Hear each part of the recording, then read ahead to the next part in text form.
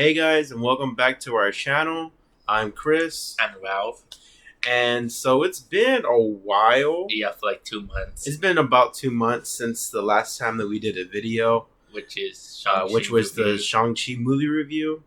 And the reason being is busy at the time. we got a little busy. I started a new job recently, school, stuff like that. And then it just got to the point where like I would say, "Hey, let's make a video, Ralph," and then I would put it off. So I'm taking blame for us not uploading this long, but you know what? We're excited to be back and we're ready to get this video started. So if you haven't read the title, which I'm sure you have, we're going to be doing a review of the new Marvel movie, The Eternals. Eternals. So when did we see the movie? I went like the day before your birthday. Yeah, so we saw it on November 9th is when we saw it. A few days after it came out on the November 5th. November 5th, but like, you know, the Thursday showing, so which was on November 4th. But yeah, so we saw the movie. This was, how many movies have we seen in theaters since the pandemic started? March of last year. We saw Black Widow, Free Guy, Space Jam, Venom, and Venom. We saw Shang-Chi twice. yeah, Shang-Chi twice. And then Eternals. And two films I'm going to see this year is Ghostbusters Afterlife and No Way Home. No Way Home. Obviously, we're gonna watch that one in theaters. Yes, because we actually went out to the theater. Yeah, we did rent out the theater for that movie. I'm gonna say that whatever I want. All right, so first off, a little overview about Eternals. So this is the third film in Phase 4. I believe Black Widow was the first Phase 4 movie. I believe, I can double check. Yep, it is. It was, right? Yeah. Okay, so this is the third film in Phase 4, Eternals, and the cast, a huge ensemble, starring Salma Hayek, Angelina Jolie, Richard Madden, Gemma Chan, just to name a few. And we're gonna go through the whole cast throughout this review. So first off, really quick, Ralph, before we get into, so this is a spoiler review. Yeah, I'm not good at regular reviews because I just want to get into spoilers. So I'll put that in the title, spoiler review.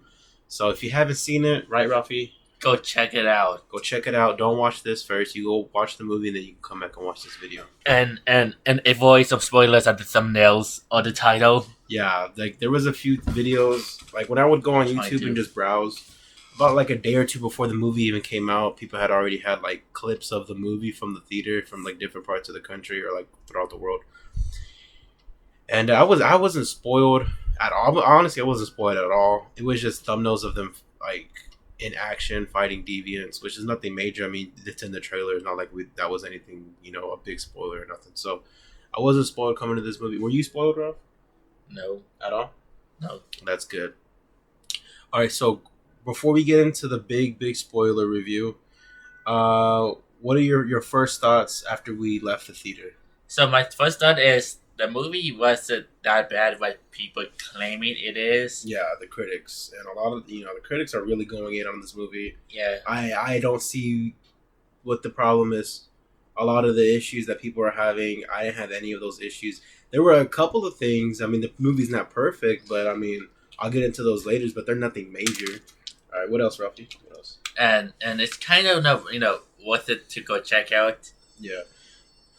So once we left the theater, what was some of your initial thoughts and reactions? So I was like for me though, I was chilling. I was chilling, enjoying the movie like usually since recently. Mm-hmm. Just chilling, and I'm like, okay, here we go, and that's it. Okay. So for me, my initial reactions whenever we left the theater was it's epic, in the sense that the world building that it does throughout this film, it expands the MCU in a drastic way. It introduces a bunch of characters that we've never obviously we met before in the MCU. It also makes basically what I'm trying to say is it makes our world smaller than what you think it really is, in the sense that obviously in Guardians we go out to different planets throughout the galaxy, Captain Marvel and all this other good stuff. But seeing Eternals really made, in a way, the MCU felt smaller than what it is. But that's not a complaint. That's a compliment when I say that. So this movie accomplished that, and world building and grand schemes and just things like that. I thought the connections that were created throughout the film for each character, I felt invested in every character. I'll go through the list of every character and what I loved about each character, and yeah, so that's just a brief little reaction. Whenever I did leave the theater, I love the movie. All right, Ralph.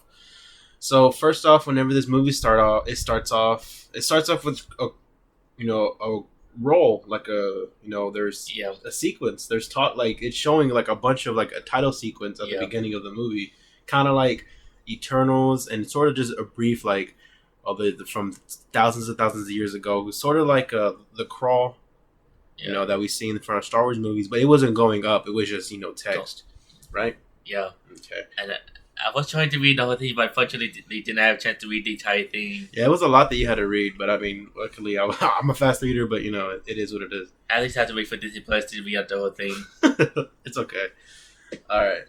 So, first off, we're introduced to the Eternals, starting off with Icarus and Cersei, and they land on the Earth 7,000 years ago. I believe that's how long they've been on Earth. So that's where the movie starts off. So we're introduced to the Eternals, and then the first off, they're right off the bat, they're fighting deviants, right? Yeah. So go talk about the deviants a little. What are they? So apparently, those like those alien sea creatures type, I think, and trying to attack like the people, but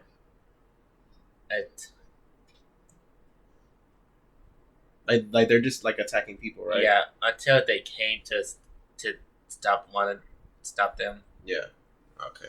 So yeah, the Eternals land on Earth, and then immediately we get introduced to the Deviants as well, which is what Ralph just said. They're basically alien monsters that are attacking humans here on Earth, and the Eternals were sent here to stop the Deviants. That's from what we're told at the beginning of the film, and the story obviously develops and changes throughout.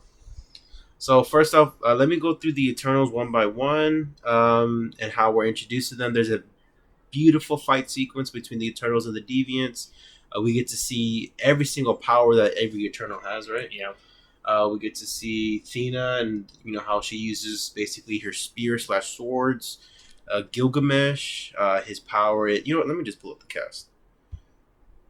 Give me a second. Okay, so Angelina Jolie plays Thena, and Thena's power, like I had just said right now, basically is sort of like swords and spears, and she can, she's a swordsman or swordswoman. Okay. The next Eternal I want to talk about is Icarus, played by Richard Madden. Icarus, describe him. So Icarus is kind of like a Superman type. Yeah, he's basically a Superman. Yeah. Basically, he is Superman. Yeah. He can fly. He can laser his eyes. See, his lasers are yellow, right? Yeah. Yeah, they were yellow. And he's super strength. Yeah. He's basically Man of Steel. Yeah, and then later on, one of them said, "Look, that's Superman." Yeah, there was a couple of the DC references throughout the film, which is really awesome, and we'll talk about those more later. Another character, like I had just said, Gilgamesh, who was played by Don Lee. Gilgamesh is kind of like his hands are like he can punch really hard. He can create energy in his fist and punch the hell out of a creature. That's his power. And then we Kingo by Kumao Ninjani. I'm sorry if I mispronounced that. He basically shoots right on his fingers. Yeah, like a laser gun, like this. Yeah, that's his power. It's actually pretty nice whenever you look at it on the screen.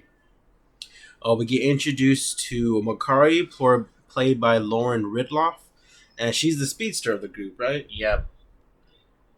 And but with translation. Yeah, so Makari, she's deaf, so throughout the film she's using sign language, and the Eternals can communicate with her in sign language. And I thought, that was, beautiful to see a character, who would have like a disability like that, like being deaf, and to have her introduced into the MCU and have her be a speedster, and she has like legit like one of the best fight sequences towards the end of the film. We'll get into that later. That we get introduced by Fastos, who's played by Ryan Tyree Henry. I love that actor. I've seen him in Atlanta. That he was in Joker. Fastos, he's like a creator, right? Yeah. He creates like machinery and different tools that is going to be used throughout humanity. We'll get into that later as well. And then we are introduced to Drew, played by Barry. I'm gonna mispronounce his last name. Keoghan. I'm sorry. Essentially, he can control people, right? Yeah, like control people. Do his disobedience. Yeah, with his mind, he can control them with their mind. So basically, he can manipulate people with his mind. And then let me see. Oh, Gemma Chan, who plays Cersei. Cersei, she can change matter. So if she has a rock, she could change it into water. Or if she has water, she could change it into metal. Things like that. So she can manipulate matter. We're introduced by Sprite, played by Leah McHugh. Basically, her powers is she can duplicate herself. And she could duplicate others, sort of like illusions, like holographic illusions. Very similar to what Loki can do whenever he duplicates himself. And then what's other Eternals before I get to the last but not least? Okay, yeah, last but not least, Ajak, who's played by the lovely Salma Hayek, and she is the leader of the Eternals. And what's her power? You don't remember? No. She can heal people. She has the ability to heal people, heal herself with wounds and different things like that. So we're introduced to the Eternals. There's amazing fight sequence with them against the Deviants, and we get to see every single power that they have, and it's beautiful. Yeah. And immediately, speaking for myself, I am a huge history buff. I have a bunch of books about history. I spend a lot of time, just watching video essays and just doing my own research. This is something that I like to do. And this movie, it covers a lot of history throughout the years, starting off with Babylon, and then it goes into just throughout thousands of years. I honestly, off the top of my head, I can't remember every event. But it started off with Babylon. And immediately we see that the Eternals, they're here their sole purpose is to help fight the Deviants, right? Yeah. And but what can't they do from the mission? So they're sent by a Celestial, and basically the Celestial, their mission is to fight the Deviants, but they can't intervene in human affairs in a sense, right? Yeah. So whenever you're watching the beginning of this film, what did you think, seeing their relationships with the eternal relationships with human beings? Like, what did you think about that? I'm like, oh, okay. Guess it's hard to explain Link that they are kind of immortal. Yeah, that they're immortal. Yeah. Also, fun fact. What? I have heard IGN though that the Eternals, they cannot blip. They didn't blip at all? No, they cannot blip. Oh, okay. what I have heard from IGN. Oh, okay. So usually whenever we do movie reviews, I sort of like just go over every scene by scene. So I'm not gonna really do that. I just did that for the beginning scene. Yeah. But okay, so we're gonna go throughout the film, and then so we jump to present day, and we see how every Eternal is living in modern day. Some of them are professors. Some of them have started a family. Kingo, what does Kingo do? Oh, having like a perfect life. Kingo, he the Bollywood star, the movie star. What does he do? Oh yeah, an actor. He's an actor, right? Yeah. So having a perfect life as an actor. So obviously, if the Eternals are living for thousands of years, several thousand years, they don't age. Yeah, because they're immortal. They're immortal. And so we get to see how they have adapted to modern day. And so basically at this point, so a lot of people from what I've read and seen in different, people have said that the first act was slow. Me personally, I don't believe so. Did you think the first act was slow for you? Yes or no? Well, A little bit. yeah, a bit like like a couple seconds here and there. Okay, yeah. Right. So yeah, for him it was a little slow. For me, I didn't find that issue. Well, because the reason being is there's a lot of dialogue in the first act. Well, besides that fight scene, obviously, but they introduced 10 incredible characters, and they have to develop them in whichever way they can throughout this film. This film is just under 3 hours long. I believe it's like 2:45. Don't quote me on that, but I think it's like around that time. And so we see their interactions with the humankind throughout the thousands of years, and there's eternal arguments and eternal differences, internal differences between the Eternals, because some of the Eternals, they feel like we're on this earth supposed to protect humans from the deviants, but we can't interfere with any of their warfares.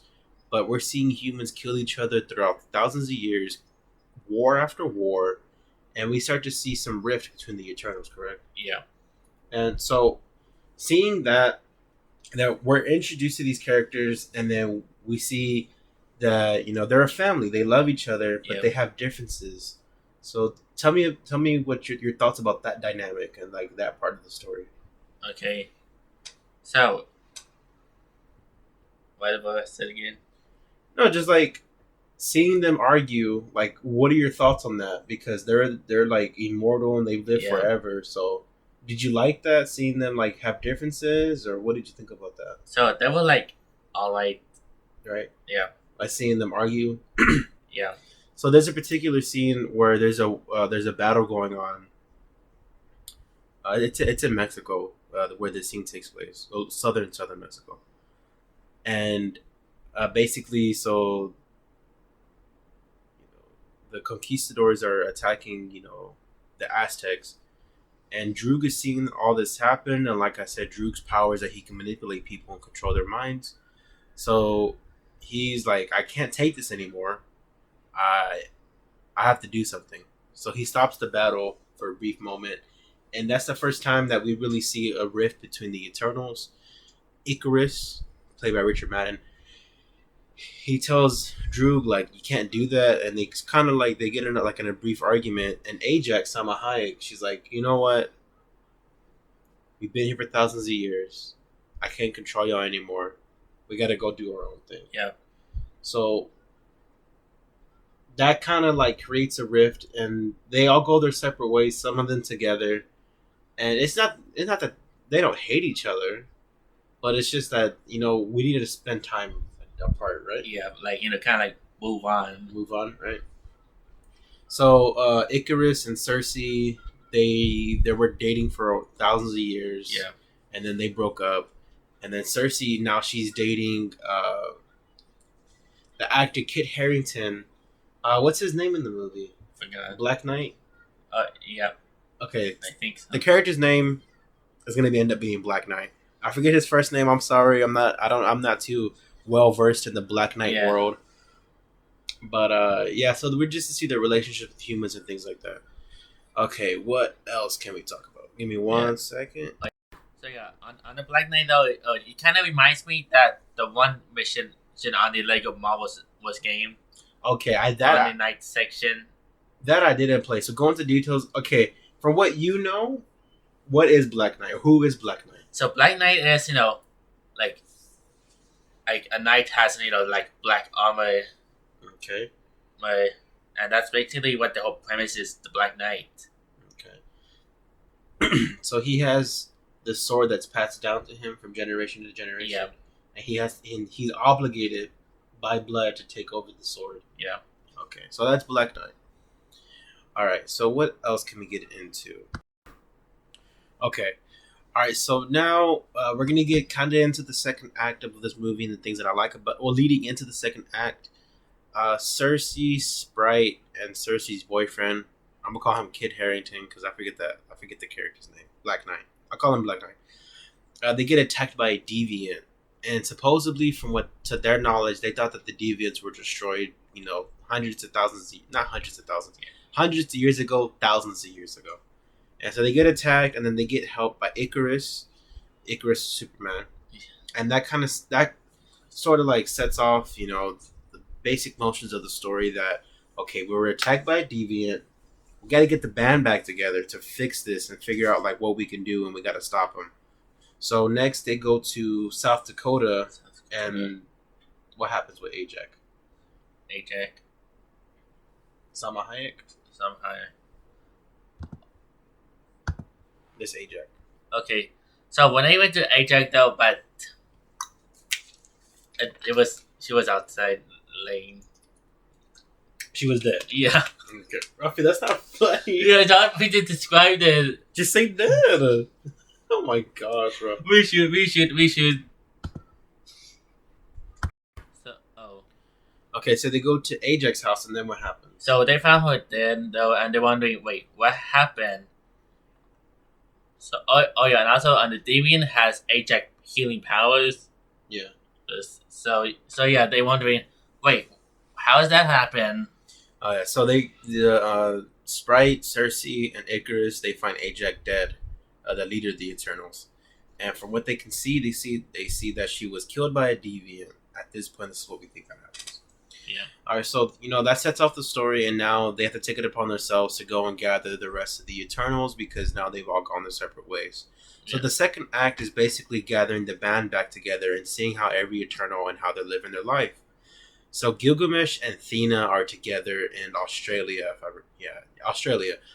And so basically, something that I had forgot to mention, Thena, she had this thing going on called Mind Rearing. I think that's what they called it in the movie.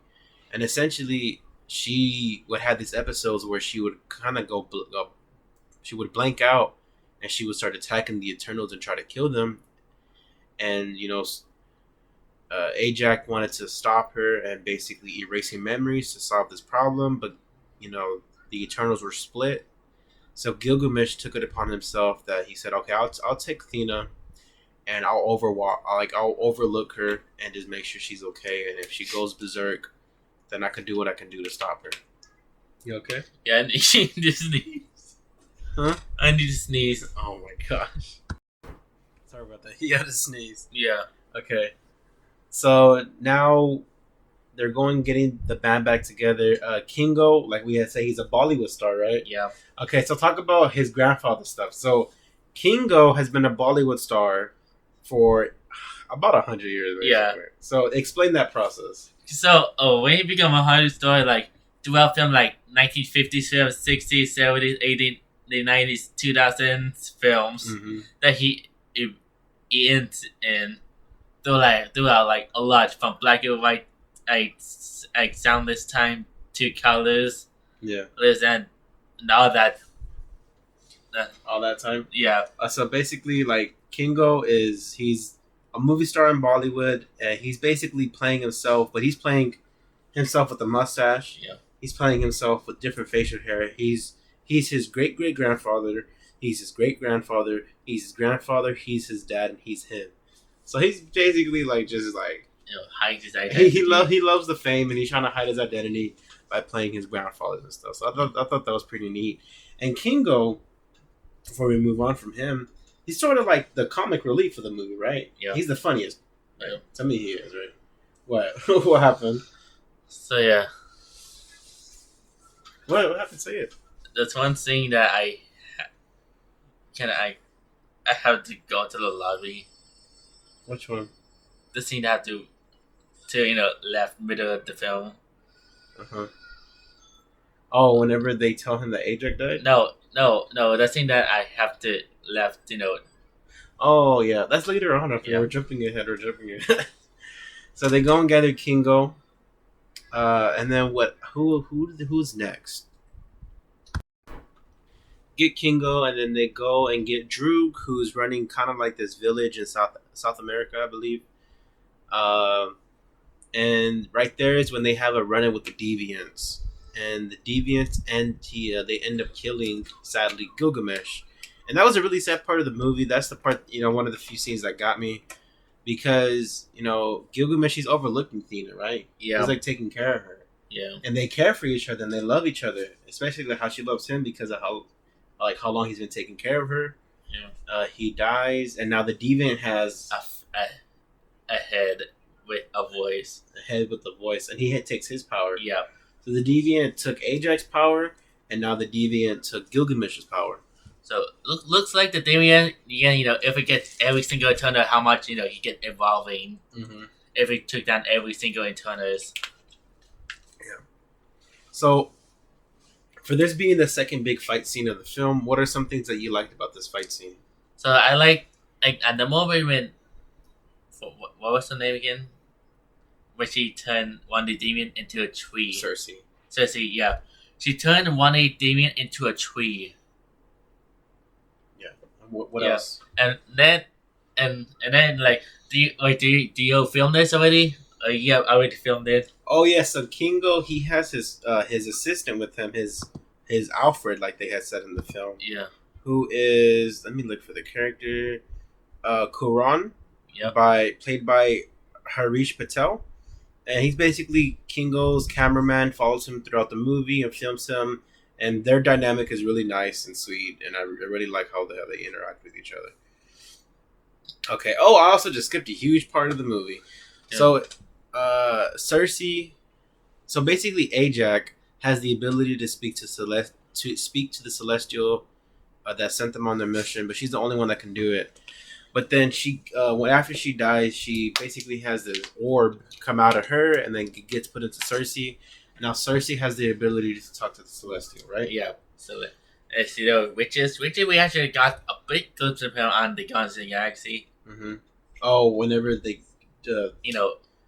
with the power Power Stone. Yeah. So Cersei, she finds out that the Eternals were created to be sent to Earth to kill the deviants, because the humans here on Earth is basically energy for a Celestial that is being born within the Earth. And once the Celestial is born, it's going to come from out of the Earth's core and basically explode the whole Earth as it's being born. And then it's going to take the energy that it had throughout humans and from the Earth and create other planets. So now the Eternals had this rift, like, okay, now we have to stop the birth of the Celestial coming from this Earth, because over the thousands of years, obviously they become attached, right? Yeah. They have feelings for humans. Yeah. Okay. So they tell Drew. Drew's upset, and then they have the big fight scene. So let's see. Now they go and they find Phastos, right? He's next that they find. Yeah. They find Phastos, and Phastos, he has a family, he has a husband, and he has a child. Yeah. And this is one of my favorite parts in the movie, because he is a creator, and throughout human history, he created technology, and he felt responsible for humans using the technology he created to kill each other. So he sort of just be like, I can't do this anymore. And he created his family with his husband, and that was really sweet. What happened? Yeah, and then his son said, "Look, that's Superman." Yeah, so there's a scene where Cersei and Ikaris go to Phastos' house in Chicago to tell him, we need to get all back together because we need to do this mission. And Phastos' son points and he points at Ikaris. He's like, "Oh, that's Superman." Yeah, because he's kind of like a Superman type. Yeah, he's basically Superman, but except the cape. Yeah, he has no cape. Yeah, he even said that, right? He's like, I don't wear a cape. Yeah. He says that I think he said it to the kid. I don't remember. and then they call him Clark. Oh yeah, they started calling Ikaris Clark. So yeah. I thought that was pretty neat. A little, obviously Superman, Clark Kent. In fact, we did got some DC reference. Oh yeah, we talked about those with Alfred, Batman, and then Superman. So now we have the band back together, but Gilgamesh has died and Ajax is dead. So now they're discussing what they should do next, and they go back to the ship that they had came on Earth to. Came to Earth on, right? Yeah. Yeah. And then we meet Makkari again, and she's been living on the ship. Yeah, for the whole thousands of years. Yeah, for the whole time she's been living in the ship though. So what has Makkari been doing while she's on the ship? Just gathering stuff, right? I wasn't there. Oh yeah, this is the part. Okay, so I'm asking him. Okay, so there's actually a scene where he left. He left for like 2-3 minutes. Yeah. Because he needed to go use the restroom. So he left, and I was watching the movie, obviously. And so we go back to the ship, and we see Makari, and Makari's there, and she's basically been collecting artifacts and been stealing goods and things like that over the thousands of years. You know, I thought that was a pretty cool dynamic. And then her and Droog, I guess they have this little connection with each other, so they like each other / love each other. And so now we start to see their plan form together, and now they're discussing exactly what they're going to do, and then when it comes to stopping the Celestial. So this is now we start to see more of a turn from Icarus. So describe that. So Icarus, I'll describe it real quick, and then I'll ask you. So Icarus wants the Celestial to be born because he says that's our mission. That's what we've been sent here to do. And I'm not going to stop a birth of a Celestial. So talk about, what was going on there. So Icarus, for like a while now, he wants try to get this thing born. The Celestial. The Celestial, to get first to be born. And then this and that, and then reveal that. So yeah, that. Go ahead. I'll talk about it. So it turns out that Icarus, he killed Ajax. So Icarus ended up killing Ajax. Yeah. He threw her into a pit of basically deviants and killed her. Took her body back to South Dakota. And the reason why he killed Ajax is because she is the one coming up. She's the one saying that we got to stop the Celestial. And, Icarus doesn't want that. So he kills her. He betrays her. Yeah. And then there's that dynamic. Is Icarus betraying them? Yeah, that's his family, so yes, he's betraying them. And then at the same time, you have to look at it from his perspective of, even though he killed Salma Hayek, that's no bueno.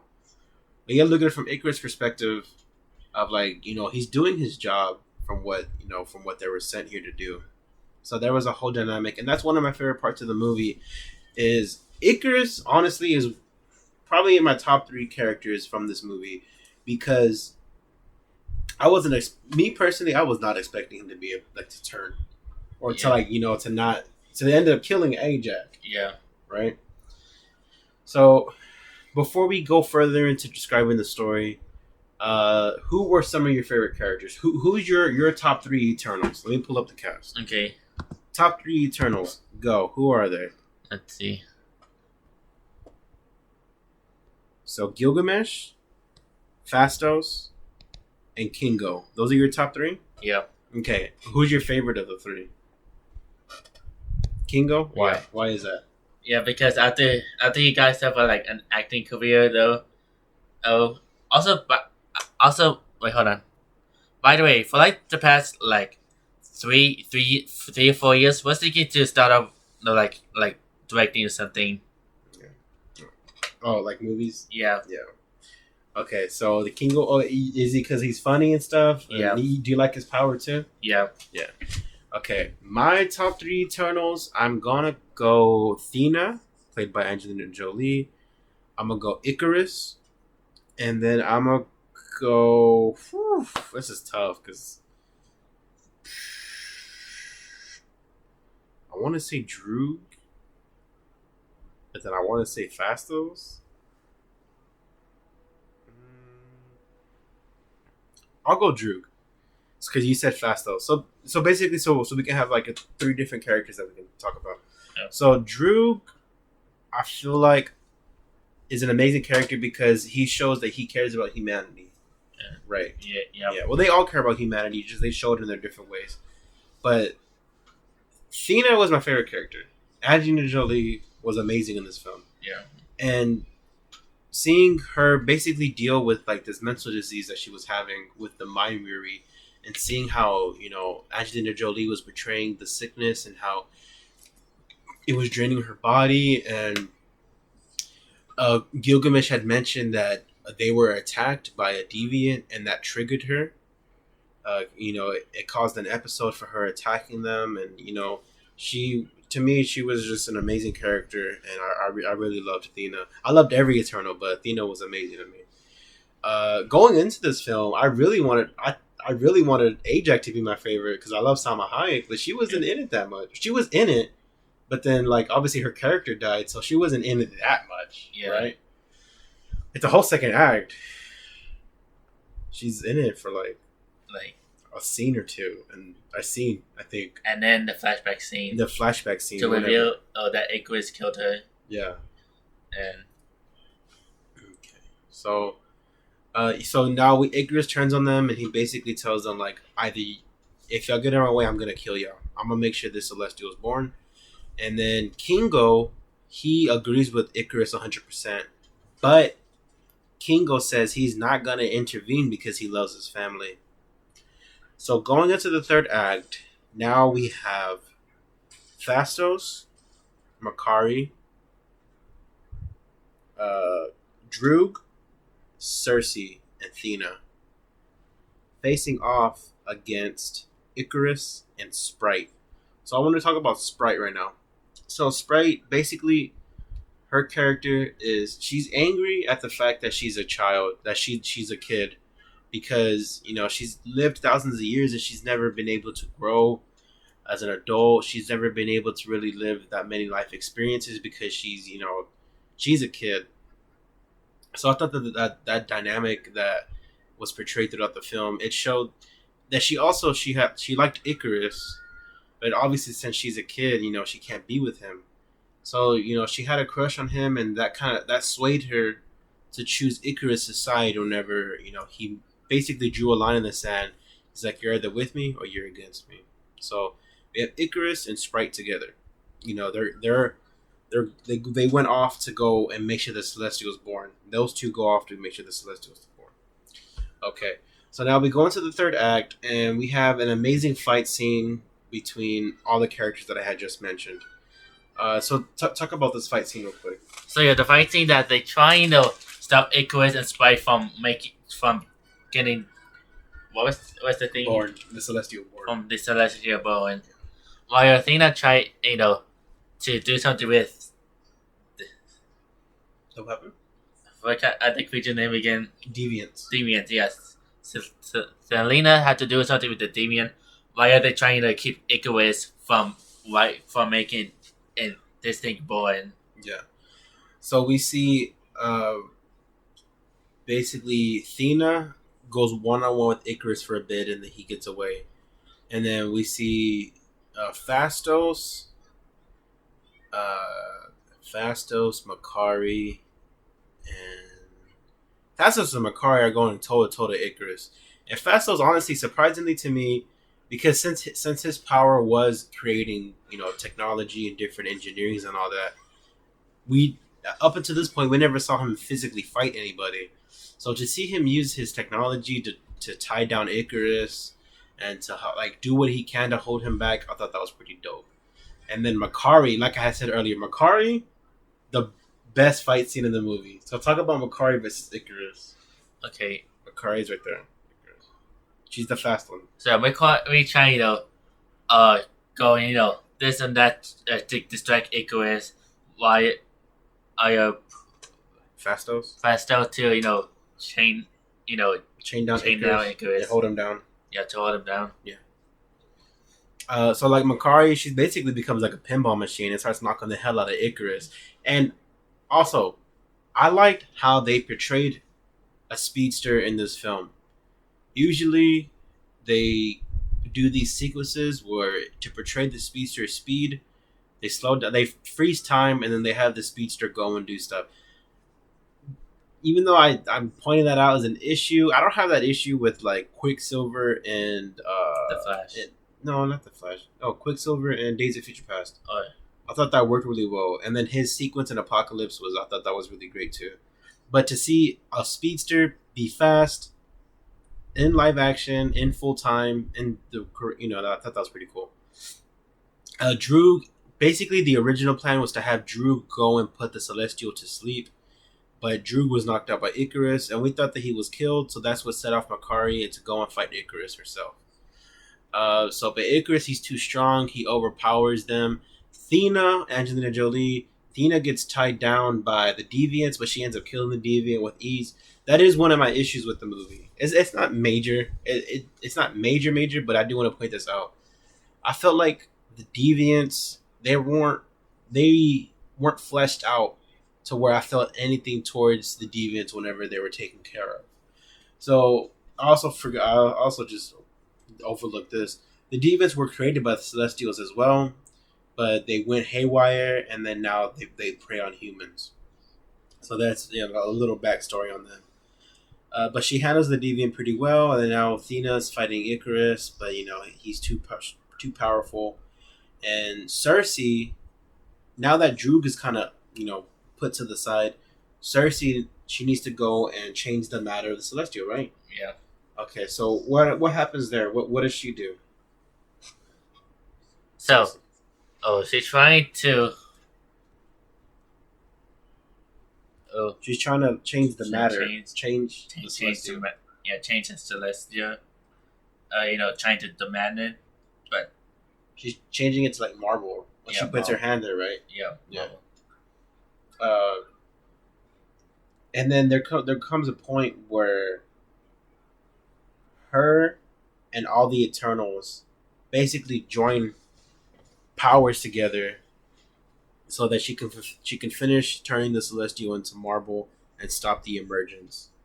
And Icarus, he goes up to Cersei to basically kill her, to stop her, but then he starts having flashbacks of the relationship, and that got me. It got me in the theater because he was so set on stopping them from He was so set on stopping them from from disrupting the emergence, but he apologizes. He has this tear coming down his face. He's like, "I'm so sorry," and then he flies off. And what happens next? Just went into the sun. Right. And I told you after we left the theater where we're getting food. Yeah, something about the Icarus is wax wings. Mm-hmm. There you go. So Icarus, they even mentioned this in the movie. The story of Icarus is that his father gave him wings made out of wax. And he flew so close to the sun that his wings melted and he crashed into the sea and he died. So Icarus felt so bad for what he did to his family, for fighting them and killing Ajax, and ultimately causing the death of Gilgamesh as well. He went and killed himself flying into the sun. Yeah, and it kind of got me tears a bit. It really? Yeah. Well, dry tears though. Dry tears, but that was sad, right? Yeah. Okay. And then after that, it wraps up. Oh, Sprite, she got knocked out by Droog. I forgot to mention that. He hit her with the rock. Wait, he hit her with Dwayne Johnson, the rock. Yeah. No, I'm joking. He hit her with the rock, though. Like a literal rock. And then, so Icarus kills himself, goes into the sun. I've seen people say, "Oh, I mean, he's not dead. We didn't see his body die." I mean, from what I saw, his body flew into the sun. Yeah. I don't know how more dead you want him to be. Yeah. One thing to know with the sun, though, is 100% heat. Plus, something went to it will, completely burn out. So, but I mean, people, who knows? There could be a chance he's still alive. I don't know. The story wraps up. They go their separate ways again. Oh, Sprite was good. Sprite, you know how I said she felt like crap because she could never grow up? Yeah. Cersei tells her, I can turn you into a human, but you'll eventually die. And Cersei's like, oh, and Sprite's like, do it. So, Cersei takes her powers away, and now Sprite is human. So, out of the 10 Eternals, Ajax is dead, Gilgamesh is dead, Icarus is dead, and now Sprite is human. Yeah. So only 6 of them really are Eternals now. Yeah. 6 of them. So now the story wraps up, and this is another issue I had ran into, but I'll talk about the ending, and then I'll get into why I had an issue with it. Nothing major. So Droog, Makari, and Athena go into the ship, and they go into space. Yeah. So those 3 go their separate ways. Sprite goes with Kingo because now she needs kind of like a parent to look over her. So Kingo and Sprite, they go their ways. Cersei and Cersei. Who else? And Let me pause it.